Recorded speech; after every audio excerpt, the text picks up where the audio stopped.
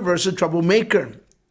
Now, let me give you, I find, the text that I'm going to cover today is 2 Corinthians chapter 7, verses 2 through 16. I can't read all 16 verses or 15 verses. I'm just going to read a couple of verses. Now, let me explain this to you that Paul had sent Titus, brother Titus, his spiritual son Titus, in order to go to Corinthian church because there were some issues going on in the Corinthian church. Paul had ministered there, he had picked up the church, and he had left in order to go and evangelize and bring more people to Christ. And while he had gone, some bad teachers, some false teachers had come into the church, and he started bringing in dissension and lies and false accusations against Paul. They were saying that Paul was not an apostle, and Paul, was not of God, and he was not an educated man. And they said a whole bunch of stuff, and they had brainwashed the Corinthian believers. So Paul had sent Titus in order to go correct the problem. And so as Titus went, he went to the church, and he had to deal with those people who were giving him trouble. And then Titus comes back and gives a positive report that the believers have repented of their sins, have repented of what they had done, and now they had continued believing in the authority of Paul. In verse 13, Paul says to the Corinthians, because then Paul sends a second letter to the Corinthians, and he says to them, by all this we are encouraged. In addition to our own encouragement, we were especially delighted to see how happy Titus was, because his spirit has been refreshed by all of you. I had boasted to him about you, and you have not embarrassed me. But just as everything we said to you was true, so our boasting about you to Titus has proved to be true as well. And his affection for you is all the greater when he remembers that you were all obedient, receiving him with fear and trembling, and I am glad I can have complete confidence in you. Now, the Corinthian church had a big problem, my brothers and sisters, like I was telling you right now. The Apostle Paul had the right men to deal with the problem. And Paul had sent young Gentile by the name of Titus to the Corinthian church and to the Corinthian believers there in order to deal with the problem. And Titus was effective. The Bible doesn't tell us how he was effective. It doesn't tell us what method he used. It doesn't tell us how he addressed the people in the Corinthian church. Remember, the Corinthian church were engaged in deception by some false teachers, denying that Paul was ever an apostle because Paul had not walked with Jesus while Jesus was in this earthly ministry. And that is true. But Christ called Paul, and they don't seem to know that part of his testimony. So they had been engaged in deception and lies by these people, and they wanted to return them into the old religion of the Judaism. And so Titus goes in there and repairs the problem and deals with it. And so when Titus arrived at Corinth, he found a church that had, by and large, rejected the teaching authority of Paul.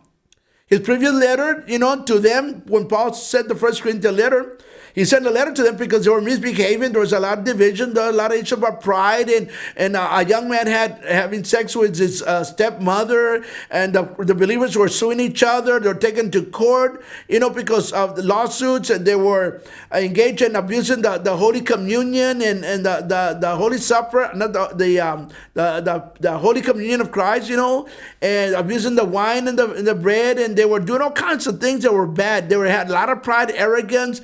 They're abusing the gifts and all. And so Paul had written a letter really harsh to them and trying to correct them. And because of the harsh letter, they kind of got offensive with Paul doing what he had done, what he had said. But Titus went over and dealt with the Corinthian church, the Corinthian believers. And when he dealt with the problems, he returned to Paul, and many of the Christians that were with Titus, they came with Paul and told Paul the good news that they had repented. The Corinthian church had repented. That once again, they believed in the ministry of Paul. I don't know what exactly Titus did, but Titus was a man that Paul sent, the troubleshooter, to fix the problem. Now, the body of Christ needs leaders who will have the patience and the perceptivity to look into a troubled situation, discern the problem, and then do what it takes to correct the difficulty. That's something that's missing today in church, missing in the ministry. There's a lot of problems, a lot of things going on in church, But we don't have troubleshooters. We don't have people who can analyze something, see a problem, identify the situation, and come up with a plan to fix it. People can go to church and they see the high grass on the church, and then they get out and they see the grass, but they don't want to deal with it. They don't want to come up with a plan how to fix it, how to cut the grass, how to trim the weeds. They see something broken, something needed painting, something, the signs coming apart, or they seen, people not coming to church, or there's trash in the outside the yard, or something broken inside the church, the sheetrock is falling apart, needs painting, and everybody can see that, but nobody does anything about it. We need troubleshooters to fix the problems. Or people are going against the church, going against the pastor, or against the leadership, and they see that, but they don't want to do anything about it. Because why? We don't have troubleshooters in church. People are having trouble trying to identify because they don't want to see the problem. Troubleshooters see the problem. And they analyze the problem, the situation, and then they try to come up with some kind of plan to fix it. Those are the people who go up ahead in life. So in short, the church needs troubleshooters, my brothers and sisters, in order to grow and maintain the spiritual health. If we don't have troubleshooters in church to help fix the problems in church gets sick. Now, problem solving is the fastest way to take control of our situation. If you leave a problem alone, if you leave your problems alone at home, you're having trouble with your husband, trouble with your wife, trouble with your kids, trouble financially, you're having trouble with your health. If you leave things alone, things will go south, things will go bad. If you leave the problem in the situation, the difficulty, the hardship alone, it's going to go in each way. You're not going to have control over it anymore. If you leave the problem, the situation, the sickness alone, it's going to go wrong. By the time you're going to have problems, and things are going to add up, and then you're going to be complaining to God. Why, God, is this happening to me? How come it's getting worse, my Lord? Because you never dealt with the problem. You didn't deal with it. You were not the troubleshooter. You became the troublemaker. If you leave it alone, the problem, the situation, the troubles, the hardship, relationships can diminish. People can end up divide themselves or separating themselves from the church or from the family. If you don't fix a problem in the family, it'll break the family apart. That's when you need a troubleshooter to fix a problem. When someone steps forward with solutions, he or she can catch the attention of others. And guess what? The man with a plan is the man with the power, the man who can deal with it and fix things. He'll look like the hero of the family, hero of the church. Here's a couple of people that were troubleshooters and not troublemakers. Moses was one of them. He was a troubleshooter. See, Moses was sent to fix a major problem. His people were in slavery in Egypt. Egypt was a strong and powerful country. Let me tell you. A troubleshooter is one who sees a need and desires to do something about the need, no matter what it takes. Yet Moses had a major physical disability, and that was that he stuttered. Sometimes we can find ourselves with certain disability, but not necessarily a disadvantage. Troublemakers, on the other hand, see the opposite of the issue. They create obstacles that help no one achieve their potential or even to have the answer for their dilemma. Instead of helping giving plans and solutions to the problem, they give problems to the problem. They create obstacles for the problem. See, Moses' troubleshooting solution came through having a relationship with God. God helped him by training Moses through all those years, 40 years, as being a sheep herder. Here are some interesting facts about Moses that turned him into a troubleshooter versus a troublemaker. One, he spent time with God. He was alone with God. Out in the desert, out there in the wilderness, he would, I imagine he talked to God or try to, work and say, my life, is going nowhere. Maybe, look, I'm taking care of sheep. I used to be a son of the Pharaoh, grandson of the Pharaoh. I used to live in a palace, an ivory palace, and look where I am at right now. I can imagine he talked to the sheep often out there, about his disadvantages or his issues in life. But you know what? Let me tell you this. It doesn't matter what situation you find yourself in right now. There are two things about God and his calling of his servants. Either he calls you when you're young, at a very young age, before all the worldly affairs, all the worldly desires come into your life and saturate your heart and your mind that you want to live out your life. Jesus or God catches you way before that. And when he captures you before that, then you're ready because the world has not gotten to your heart yet or in your mind. You're not thinking about the cars, the fast cars, homes, and the luxuries, and having this and having that. God captures you way ahead of time. And then the other one is when he catches you when you're an old man. When? When you're in your retirement years, when you already had enough of your homes and your cars and your luxuries, and now you gave up your job. There's no more success, no more achievements, and all. And you're at the state of being a retired individual, and you have something left in your life. That's time. And God says, "Okay, now I want to use you." And then you find yourself, well, I'm pretty old now. I don't know how much I'm going to be useful for God. But God can use you whatever you have right now. So God chooses a young one before all the worldly affairs gets him, or after the worldly affairs has gone and dried up in their life to an older person. And see, this happened to Moses. Moses had been way already in the old age. All the successful things had happened already. Now he's at the age that he's ready to listen to God, and God was going to use him. Why? He was a humble man. He was a humble man. Second, Moses was honest with God. By the time Moses comes up to the mountain to see what's trembling and the smoke and the fire was all about, he had been stripped of all his arrogance and all his self-dependence. He knew how weak he was, and to do anything worthwhile, he knew that he was limited. When God told him that he was going to bring out his people, Moses responded. God said to Moses, "I'm going to use you to bring the people out of Egypt." Moses responded this way: "Who am I that I should go to Pharaoh and that I should bring the children of Israel out of Egypt?" He says, "I'm no one." Yeah, out of no one, I can use to become someone. Amen? Only an older man, humble before God, could Moses be used of God. Moses was hungry for God. What causes someone to be hungry for God? Sometimes it takes a tragedy, a devastating sickness, something, killing us, to say it like that, a death of a loved one, or an emptiness to create this hunger. What creates this hunger to do something for God? When was the last time you were hungry for God? Last time you were hungry to study God's word, to evangelize, to bring someone to Jesus, to do something for God. When was the last time you had that hunger? Moses also was broken by God. God caught his attention to the burning bush. God never forces anyone to do his will, but will move you towards that way. God had to show Moses how to trust him. Moses had certain fears in his life that prevented him from being used by God's will. See, God built a trusting relationship with Moses. After all was said and done, Moses was prepared to be a troubleshooter before Pharaoh. He was able to lead the people out of Egypt and take them for 40 years in the desert. Here's another troubleshooter. Nehemiah was a troubleshooter.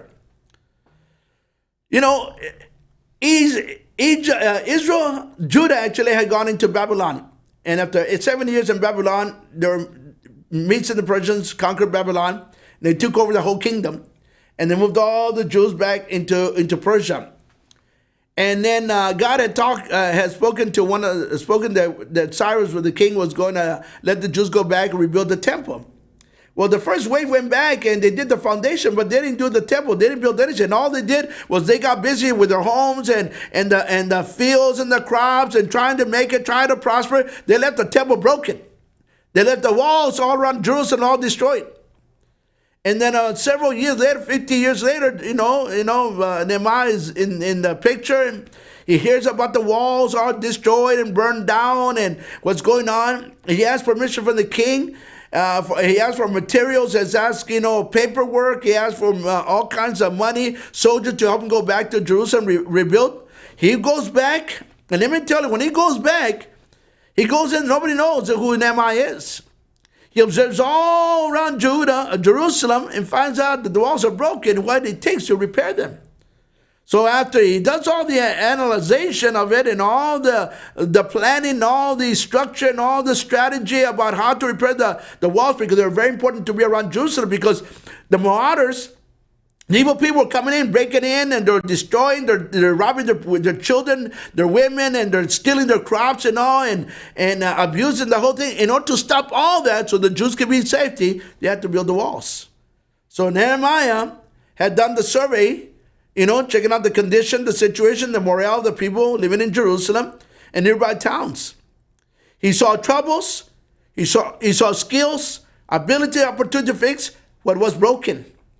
He troubleshoot the problem and then came up with the answer or the solution. In the life of Nehemiah, we can see 4 illustrations of a troubleshooter. Nehemiah got the people to work, and everybody took a certain section of the wall and they all repaired it. It took close to 2 months to fix it. After the walls were repaired, they rejoiced and they sang out of gladness. They could hear the music for miles and the yelling and screaming.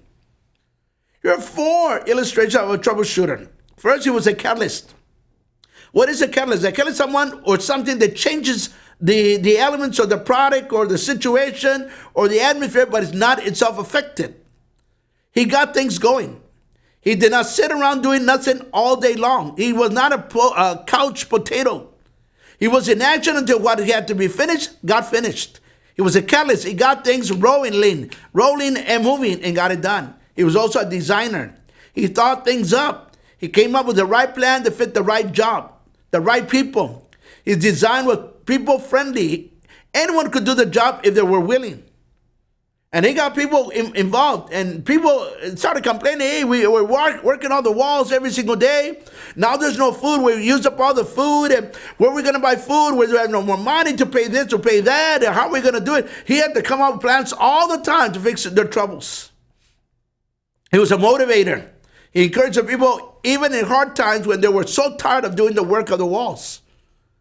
He moved the people by showing them the need and the benefits that the walls were going to help out the people. He was an entrepreneur. He relied on himself. He knew he was the only one who could move the people because he knew the job, the condition, and the purpose of it. He had the vision. The people did not have a vision prior to this. Only one man was the architect, the designer. That was Nehemiah. In this case, there was only one chief and many Indians. Here's another one I want to bring to you. Troublemaker Judas versus troubleshooter Jesus. Christ had a vision and ministry. He had gathered 12 men to help him do the ministry. One day he was going back to the Father and he needed the ministry to continue. While he ministered, he drew a crowd and finances kept on flowing to the ministry. And Judah was the treasurer of the ministry. It looked like he was a treasurer. And, he would sometimes take money. And I imagine he was taking money that was not his. And I believe Jesus knew that, but he did nothing about it because it all wasn't a plan. He had planned to hand over Jesus. Judas had a plan to turn over Jesus to the religious leader for 30 pieces of silver. Some scholars believe that he was taking money from the offering box without Jesus' consent. Judah was a troublemaker because he did not help Jesus further his ministry. Judas halted the ministry, so to speak. We know God had a plan for Jesus and a positive outcome. But Judah was still responsible for his decision, what he did. See, Judas's troublemaking decision led Jesus to the cross to be crucified. And Jesus' troubleshooting decision led to the salvation. They came through the cross. My question to you is this. Are you a troublemaker that halts the ministry from advancing? When you do nothing to help the ministry from advancing, you become a troublemaker.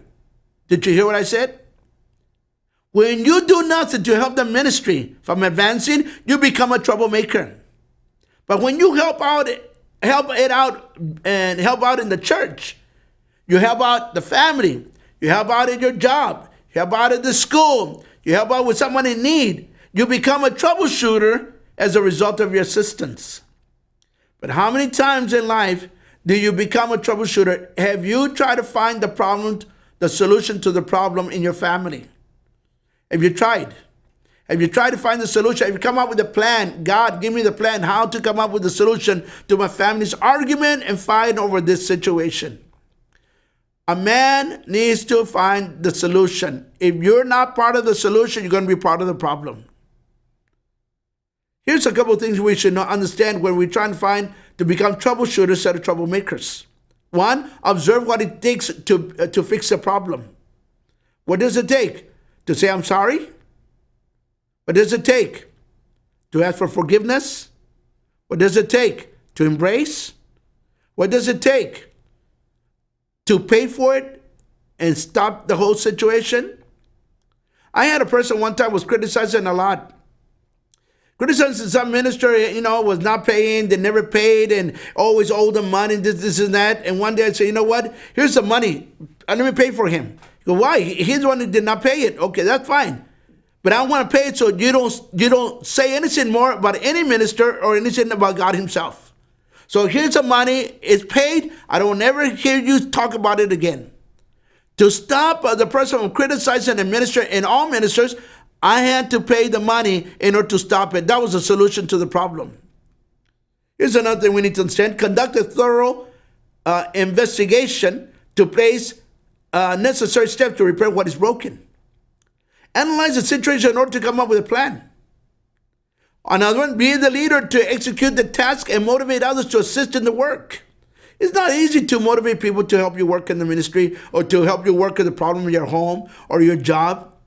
But if you notice that the problem with the people around Donald Trump, the ex-president Donald Trump, a lot of them, they quit. They took off because they couldn't see it all through because they didn't want to be offensive to anybody else. That happened to Lyndon Johnson when he became president. Everybody was around him. Then when they advised him to go to Vietnam and go fight in Vietnam, and he started asking more money and more soldiers and this and that. Everybody started jumping out of the boat, and they left Lyndon Johnson by himself. And some people believe that he got depressed, and people abandoned him, left him. He felt like disregarded. And that cost him later on in his life in order to pass away earlier. That's what they say, but it seems like it.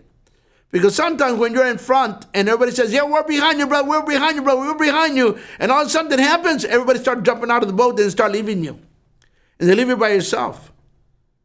But we got to have the solution to the problem. It's important for us to understand this.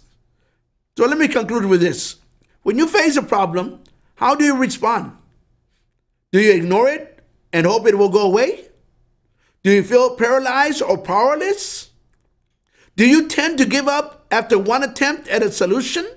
I know I have problems like that on that one right there. I'm telling you, I live this message out. And when you have problems with people, man, you try to make them understand where the solution is at and where they're wrong. Try to explain to them where they're wrong. And they're no, that brother said over there, that person said so. And it's hard to convince them. Sometimes you're like, wow, I don't know how to convince this person. I sent someone else to troubleshoot the situation, and they couldn't convince a person otherwise.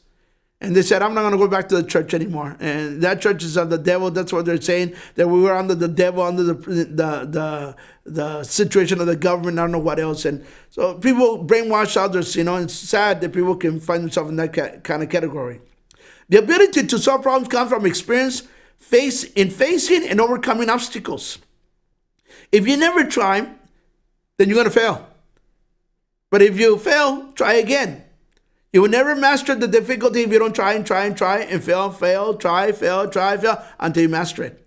To improve your problem solving skills, you can do the following. 1, look for trouble. Do not avoid the problem, attack it head on. Use caution. But if you cannot do it, take it to someone who has gone through it and has had success. If you're having trouble with financially, financially in your life, and you seem to always bum out or messing it up financially now, I'm telling you right now, don't look for someone who's had, a bankruptcy. Go someone who had success and coming out ahead financially. Second, develop a strategy. Come up with a plan. Check what the problem is or issue is at hand. Look up solutions and ideas how others have done it. Third one, surround yourself with people who have or can solve problems. Have people around you who can help you with your weaknesses, especially if you have trouble solving the majority of problems. In the multitude of counselors, there's wisdom, the Bible says. You got to find people who know what they're saying, what they're doing, and know what they're doing. Don't look for people who don't know anything about certain situation. They might think they know, but if you look their history, they've messed it up many times, and they have not made it. So here's a couple questions. Which one? Which one will you be? Will you be a troubleshooter or a troublemaker? Jesus called us to be troubleshooter for the good of the church, for the good of the family, for the good of our jobs, and for the good of our society. I hope you become a troubleshooter, my brothers and sisters. Don't be a troublemaker. Get involved in the church. Get involved in the family. And when you get involved and you help out, it's not going to be easy. When you get involved and you bring out the solution, the strategies and all, you can solve a lot of issues and things can be at peace. I want to thank you for joining me today. It was a pleasure having you. And next week I'm not going to bring a message, but I wanna bring something else. I'm going to bring about my book and some offerings. I want to for dedication here, some offering information, about my books and some other things we have for donation. You want to help us out with this to pay for the ministry. But next week we're going to show it and demonstrate it. I want to thank you for joining today. God bless you, my brothers and sisters, and hopefully we'll see you next week. Amen. Bye-bye. Hello there. My name is Pastor Edward V. Gonzalez. I've written a book. It's called The Diamond is Maker, God's 8 Steps to Brilliant Cut. He wants you to be a fiery gem. Out of your raw diamond, he wants to cut, brood, and polish you to bring out the passion, the love, the humility, and the brilliance so the world can see you different from any other natural stone. Are you struggling to be Christ-like? Are you having trouble dedicating and being committed to the Lord? Then this book is for you, The Diamond is Maker. It will reveal to you the many operations and the specialized sermons that God will use to make your light shine like the stars in the heavens. You can get it on Amazon as a Kindle edition, or you can download our PDF from the website at rockchurchrgv.com/store. God bless you. Thank you. Hey, welcome to the next lesson about learning about anger. We have a lot of things to talk about, and I'd like to say thank you for turning your TV to this program and many other Christian programs that we have in the internet. And I'd like to say welcome, good evening, and let's enjoy our hour that we have here, the half an hour we have here. And we're going to talk something about anger, because if you look through your TV or whatever station you look at, there's so much anger going around with our president, with our Congress, with the impeachment of Donald Trump, and all this stuff produces anger because people want it their way and other people don't want it their way. So let me give you some idea, or let me help you to understand what anger is all about. Last week we talked about anger being like an inventory, things you keep inside, things you hide, things you reserve, and later on you're going to display them. So today I want to talk just the word anger. And this is what anger is all about. Anger is a natural emotion that probably occurs to everyone. We all have anger. We get mad because the lines are too long. We get mad. We start, saying things that because the traffic this way or the person in front is going too slow. It's a natural emotion. It's something is built inside you. God created that anger. God created that emotion for us to be able to release the tension the body goes through. It's like having a teapot put in the oven. It doesn't matter how much water it has. It gives some time. It's going to create pressure and it's going to blow steam. So let me read it again. Anger is a natural emotion that probably occurs to everyone. Anger in itself is not really the problem. Actually, anger has some positive benefit. You probably say, oh, Brother Amos, what positives there within anger? There's a lot of positive things that the anger can cause a person to realize and emotionally help the body to release a lot of toxins out of the body. And so there's some positive things and there's also some negative stuff. But it's not the anger that causes the person. Let's say this is a person who has anger. You keep putting water and water and water, which is anger, in there, and it's going to overflow.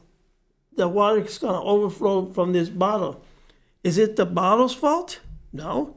Is it the water overflowing coming out of the bottle? Is it fault? So who's the fault? It's like who came first, the chicken or the egg? So actually, anger has its positive benefits. The problem then is that not anger, but how we react to and deal with our anger. The reaction, how you're gonna take on, if somebody tells you something, how are you gonna react? Are you gonna stay cool and calm and let it go, or are you gonna get in there and get in his face and get very aggressive, and you're turning red, and by the time you know you want to beat the daylights out of that person? It's how you react. It's like this. This body.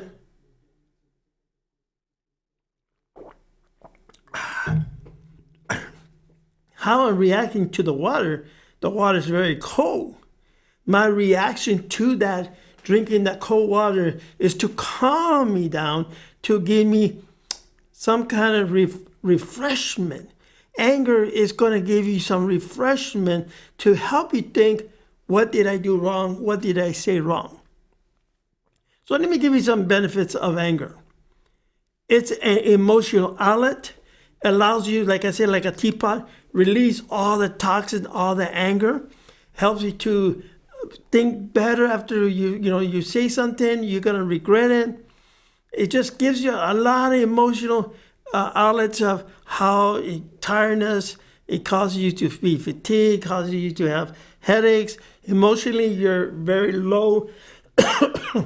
Emotionally, you're kind of drained. Emotionally, you're just saying negative words about yourself. The emotional part plays a major role in the anger part, when the person kind of like goes beyond the limitation of anger. The second thing here is it's a warning sign. And that warning sign can hurt you. It tells you we are hurt. Angry people have a lot of anger, a lot of hurt, because they've been hurt. People say nasty things, say things that are not true. So all those things produces emotional distress.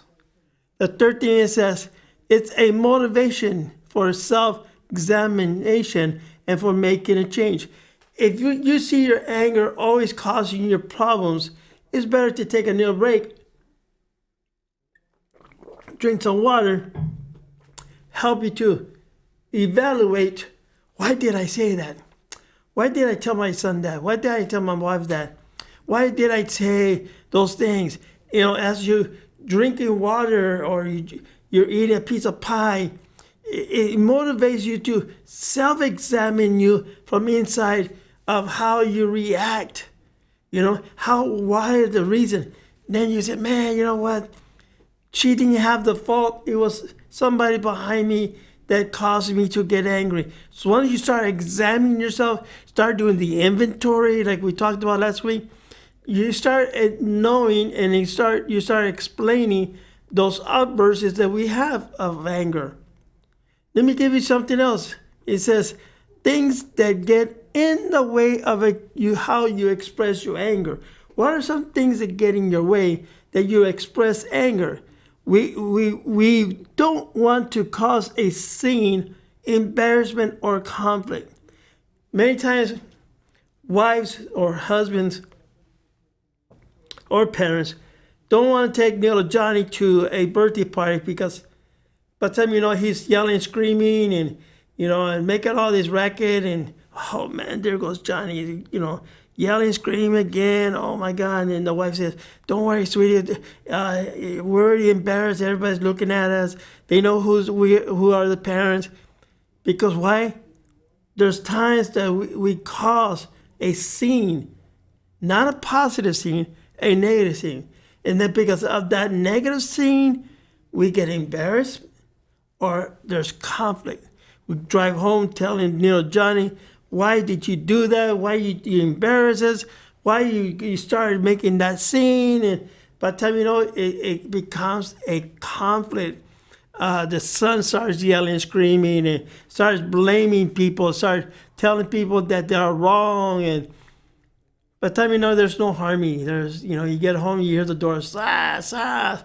You hear the house door, sass. You hear the bedroom door, sass.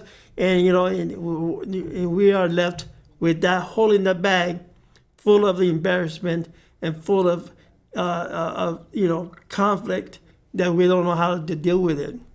Let me give you the second thing. We don't want to hurt others. The feelings as we might damage a relationship. We don't want to hurt others. They say anger people hurt anger people. When people have anger issues, they hurt innocent people. They hurt people that have nothing to do with their anger, has nothing to do with their issues. Somebody might come out, hey, how you doing, Amos? And I just go off, yelling, screaming, saying things and telling them to get out of the way. And by the time I say something that's going to hurt Charlie. And Charlie said, man, I'm sorry, man. I'm sorry for even asking you how you're doing. God, you know what? Forget this. We just destroyed a relationship. We just did some damage because Charlie might be my best friend, but at that moment, he didn't become my best friend. He became my enemy and things like that. Let's look at the third one. We fear retaliation because I embarrassed Charlie in front of everybody. Now I go, oh man, you know what? Charlie might one day, embarrass me in front of people. Oh my gosh, he might retaliate, in front of people and embarrass me. Not only retaliation, but such as a fight or getting hurt in another way. We might just get in a physical fight. We get into a fight, fist fight, and we hurt each other. And sometimes we hurt other people in different ways, like being sarcastic, saying things that are not true, making jokes about somebody else, making fun of somebody else, just so I can feel good. So things like that can cause harm. You might say something negative about your wife, and your wife hears about it. She gets hurt. And what's wrong, baby? What's going on? I brought you this. And she gives you a cold shoulder. Number 4, we fear possible future consequences. Future consequences. Think about it. Future consequences. Not right now. Down the line. I had a client one time that he told me that he had a best friend and they both work in the same company. And they both of them were going to apply the position as manager. So he found out that the boss chose his friend. And so one day his wife made a party for celebration for the promotion. The other friend tells his wife, hey, Susie, did you notice that, Tommy's coming late to work? I'm home. He's really not at work. He's over there with a girl that she has a body you won't believe. So Susie starts believing that. And here is Tommy having a great time because he's celebrating something he haven't. So what happens is that Tommy gets in trouble by his wife. His wife tells him who is that girl that he's talking to or dating. And he said, no, there's no such person. I'm working late hours because they're training me for the new position that I'm going to start in 3 weeks. And the person in the night crew had knowledge of that position. And the wife doesn't believe it. And by the time it becomes a big fight. By the time the couple is divorcing because the wife thinks what the other guy said was true. So what happens is that he gets so angry that he slaps his wife. Tommy, he goes to prison for family violence and assaulting with a deadly weapon. So he goes to prison, and this other guy that made that remark to his wife, he gets married with her and treats her like a. And then one day his wife finds out the truth that guy that he told her it was a lie. Future consequences. Remember, folks, future consequences. Those things happen in the future.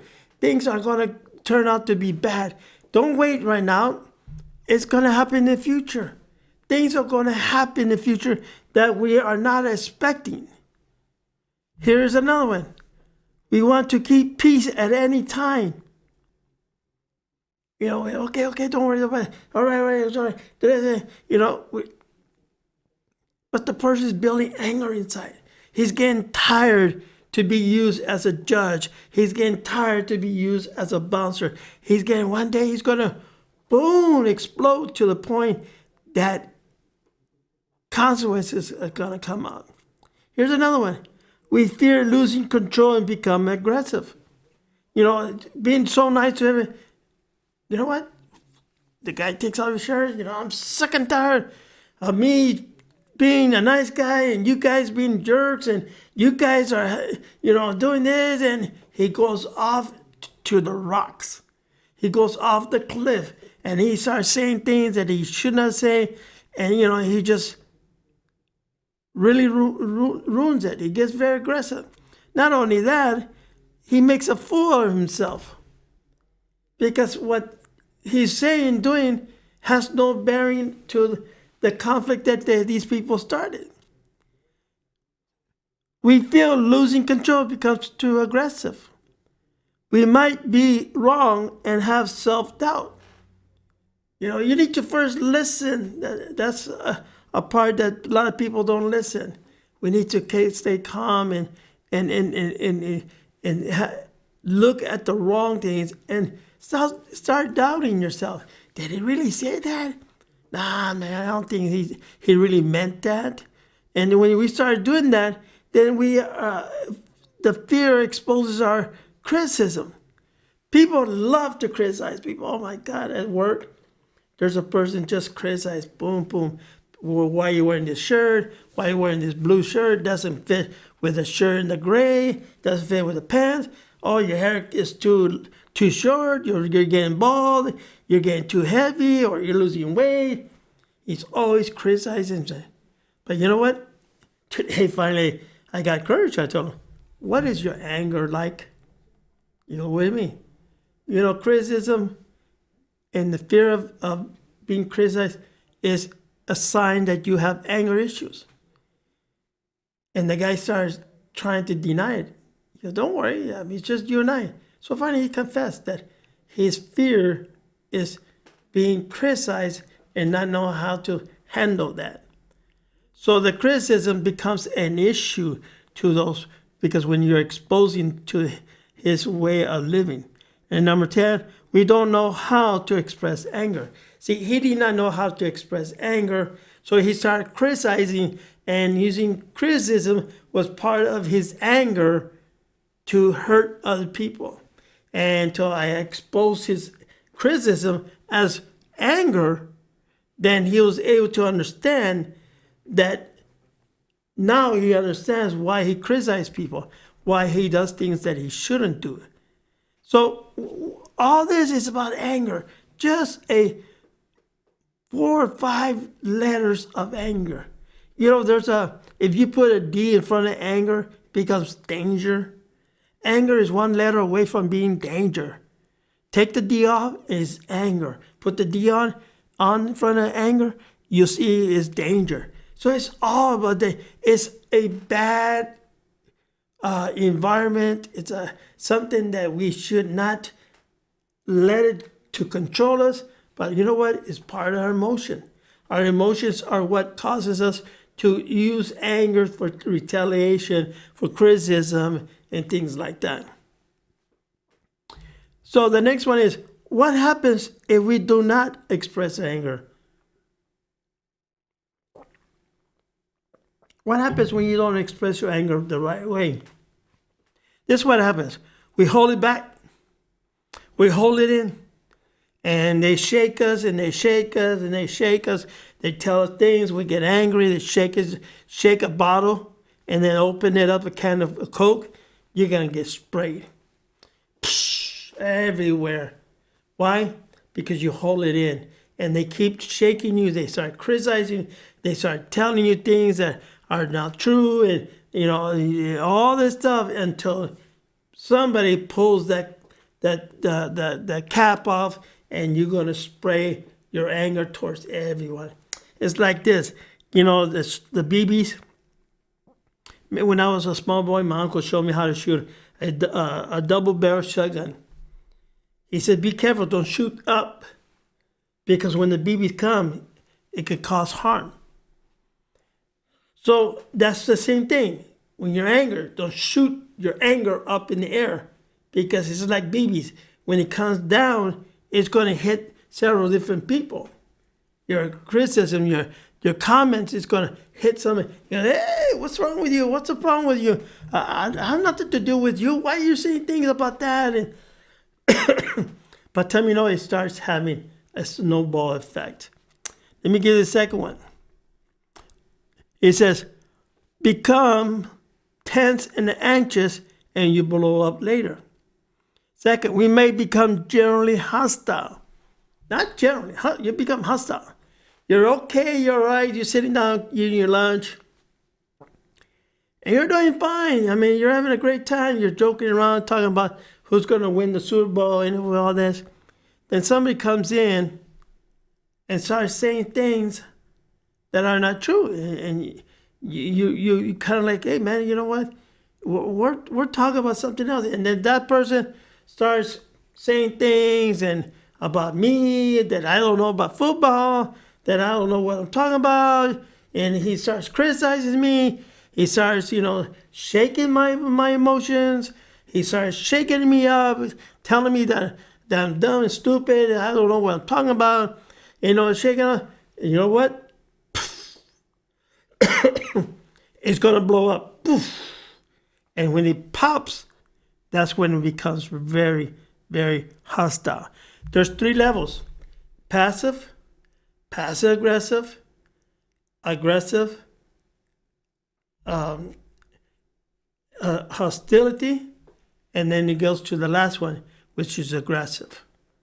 That's where people hurt each other, kill each other, and do things that are very, very dangerous to the people.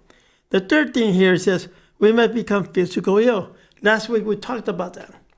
When you bottle up everything, you get ulcers, you become diabetic, you become your nerve system starts to break. You start to develop vision problems, mental problems. You get depressed, you get anxiety. You start developing like post PTSD. You start develop all these environment stuff, all these human stuff, emotion stuff that sometimes we're afraid to even step outside. We're afraid to talk to somebody because we have so much anger and we don't know how to deal with it. And the next one here, it says we may become more and more angry and take it out on innocent people. People are driving by, we start yelling, we start throwing rocks, and we start saying things. People walking by, we say negative things. Our anger is going out to innocent people that I don't even know, who they are. But they're my neighbors, but I start criticizing them big time, and they get angry with me. Number 5, we withdraw from others. We have a tendency to not go to any more birthday parties. We don't go to any more family functions. We don't go to any more, brothers and sisters functions, parties, barbecues. And, my wife says, hey, let's go there. Invite us to go to your brother's house to barbecue. Because I blew it last time. I made some crazy decisions. I say some things. I got people angry. I choose not to go. But I tell my wife, hey, tráeme un plato de fajitas. Bring me a plate of fajitas, chicken, whatever, sausage. Bring me everything, the whole 9 yards. But I'm not willing to go because why? I know I might say something that might cause issues. I don't want to destroy the birthday party because it's not my little nephew. Problem is my problem. I might say something that caused my brother to get mad. By the time everybody starts saying things, I walk out of there with just creating a forest fire. Here's another one, number 6. We get resentful and we sulk and we pout. When we get angry, we start doing that. I know a lady from work, she does that. She's walking, and you can understand people's walks when they're angry. They kind of like drag their feet a bit, or they kick their boots on the floor or something. Their steps of walking is not normal. The normal person just glides through, enjoys walking. A person that's sulked and pulped, he's like skipping it. Oh my God! Oh, just wait. And the walk is a total different of that area. So you can recognize a person that does that.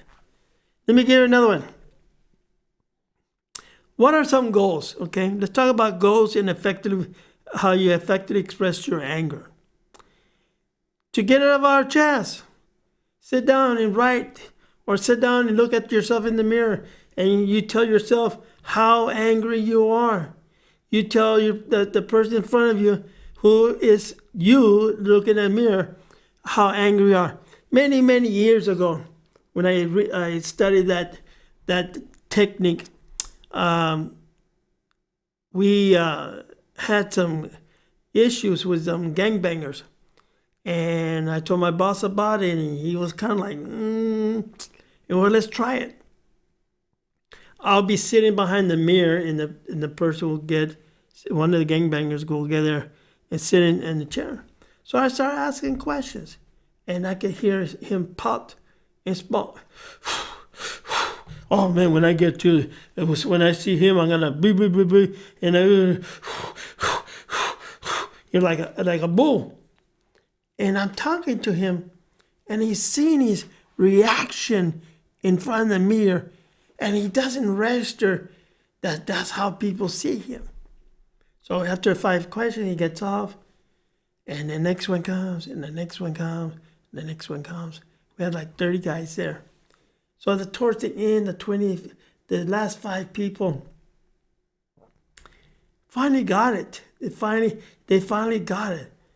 Mr. Gonzalez, is this how I look in front of my family, my friends in school? Yes, sir. That's your expression. That's how people see you. Man, I never saw myself so ugly. I never see myself so terrified.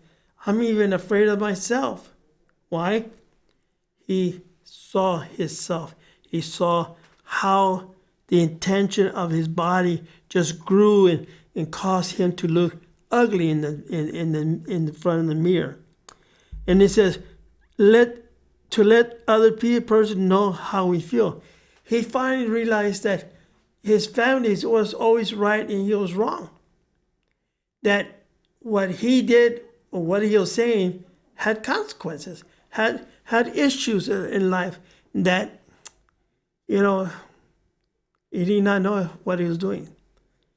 Let me finish with the last one, and we'll get to it. To direct our hostility feelings to appropriate persons, situation, and places. If you have a problem with anger, I always used to sit down and talk to a person that you have confidence, a person you are willing to sit down and share a lot of intimacy of feelings, of deep feelings that you have. And, if you do that, then you're able to correct the bottle. You're able to correct, then you are using the bottle for the right thing. So, these are some, and next week I'll pick up the last 15 of them. There's about 30 of them. So I want to say thank you for even showing up today. Thank you. If you have questions or you want to ask me a question, send it to my email. It's called highpower2021@gmail.